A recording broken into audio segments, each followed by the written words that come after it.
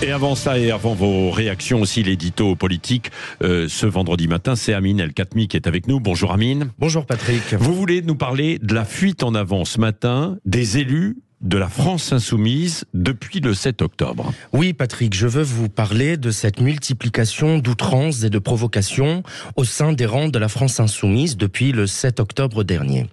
Ils ont d'abord commencé le jour même par refuser de qualifier le pogrom du Hamas d'attaque terroriste, préférant parler de crime de guerre. Puis, à ce même micro, vous vous en souvenez Patrick, répondant aux questions de Jean-Jacques Bourdin, la députée Danielle Obono qualifiera le Hamas d'organisation de résistance. Une déclaration faite chez Sud Radio qui provoquera un tollé politique et qui sera vu des millions de fois sur Internet. Puis, 13 millions. 13 millions pour être très précis. Puis, grimpant une marche dans l'abjection, c'est Ercilia Soudé, une collègue députée de Danielle Obono, qui se distinguera à son tour en invitant à l'Assemblée nationale la patronne du FPLP, une organisation palestinienne terroriste. Face à ce nouveau tollé, Yael Braun-Pivet, la présidente de l'Assemblée nationale, décidera d'ailleurs d'interdire cette réunion avec l'activiste palestinienne.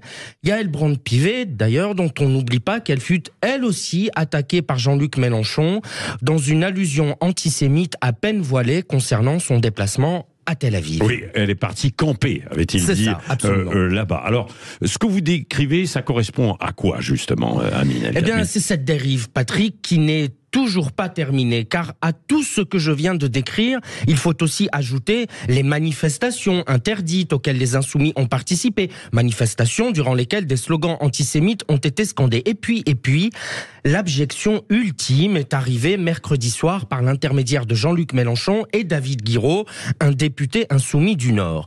Pour justifier leur absence à la manifestation qui se tiendra ce dimanche, vous savez, à l'appel de Yael Braun-Pivet et Gérard Larcher, les deux dirigeants insoumis ont expliqué que cette manifestation contre l'antisémitisme était en fait une tentative de normalisation, je les cite, des massacres commis par Israël. L'abjection est double. D'abord parce qu'en établissant un lien direct entre les actes antisémites commis contre des Français de confession juive dans notre pays et la situation à Gaza, les insoumis prouvent qu'antisionisme et antisémitisme ne sont que les deux faces d'une seule et même pièce. Ensuite, car en faisant passer un rassemblement contre l'antisémitisme pour un soutien à ce qu'ils qualifient d'épuration ethnique à Gaza, les insoumis posent une cible sur le dos des manifestants. Ils disent en réalité aux cerveaux malades qui les écoutent que les gens qui seront dans la rue dimanche ne manifesteront pas contre l'antisémitisme, mais apporteraient d'une certaine manière un soutien inconditionnel au gouvernement de Benjamin Netanyahou. Je disais que c'était une abjection, c'est tout autant une abjection qu'une ignominie. Merci Amine El-Khatmi. Et je précise alors que la France insoumise ne participe pas à la marche dimanche, mais ils vont participer, ils vont organiser eux-mêmes demain une marche, une manifestation contre la guerre. C'est ce qui est dit par la France insoumise. On y reviendra, on en débattra d'ailleurs tout à l'heure et également avec l'invité politique de Jean-Jacques Bourdin juste à 8h30 qui sera Bérangère Couillard, qui est ministre en charge de l'égalité et de la diversité.